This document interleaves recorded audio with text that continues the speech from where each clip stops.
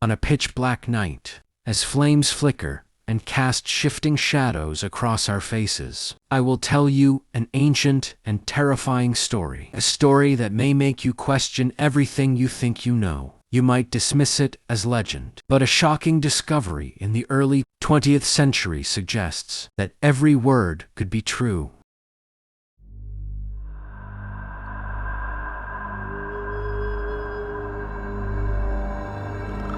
Hundreds of years ago, deep in the rolling hills of Richland County, Wisconsin, a young warrior from the Ho-Chunk tribe walked toward the center of his village. The tribal chief had summoned him. In his heart, he knew something was terribly wrong. 2 days earlier, 3 teenage boys from the tribe had gone deer hunting. They never returned. After 48 hours, the family's concern turned into real fear. They demanded that the chief send a search party. When the warrior arrived, he saw the chief standing beside 9 of the tribe's strongest men. He had been chosen to lead the search party, though he believed the boys were probably safe.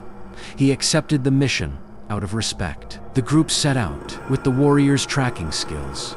They quickly found the boy's footprints. Relief washed over him. This would be simple, but as they ventured deeper into the forest, something felt wrong. The tracks did not follow normal hunting routes. Instead, they veered off into unfamiliar wilderness. Even stranger, there were no signs the boys had stopped. No rest, no attempts to hunt. It was as if they were driven toward a specific destination.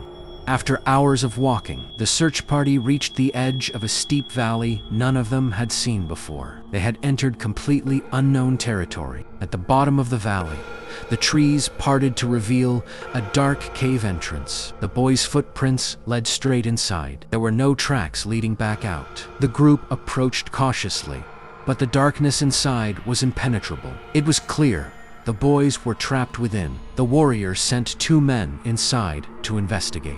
They stepped into the cave, calling the boys' names. Outside, the others listened anxiously. They heard their companions' voices echo. Then suddenly, the cave seemed to swallow the sound. After 15 minutes of dreadful quiet, the warrior moved to the entrance and called out. No reply came. Instead, he heard something else, a faint wailing from deep inside the cave. Then he realized it wasn't wailing, it was chanting, the Ho-Chunk death song, sung by warriors before facing death. When the remaining 7 men heard it, 6 rushed into the cave without hesitation, determined to save their brothers. Only the warrior and 1 man remained outside. They watched the others vanish into the darkness. Their screams blended with the death song. Then, silence returned. The death song began again, now a chorus of voices. The warrior understood.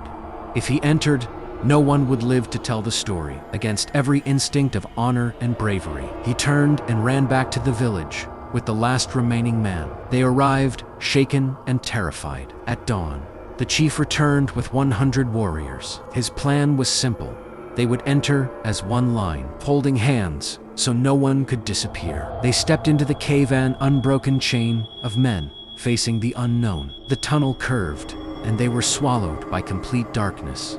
As they moved forward, the death song rose again, louder and stronger than ever, shaking the cave walls and their very chests. Suddenly, the warrior felt the hand of the man in front of him loosen. In an instant, the man vanished as if he had dissolved into thin air. Now at the front of the line, the warrior felt an unseen force pulling him deeper. Without realizing it, he began chanting the death song himself. Panic erupted. The line broke. Men screamed and ran for the exit. Dozens escaped in terror, but more than 12 never came out. The chief declared the cave possessed by an evil spirit. It became forbidden grounded tomb for their loved ones. Massive stones were rolled over the entrance, sealing it forever. For generations, the Ho-Chunk passed down the story of the cursed cave. Centuries later, in 1930, an antique dealer named Paul Seifert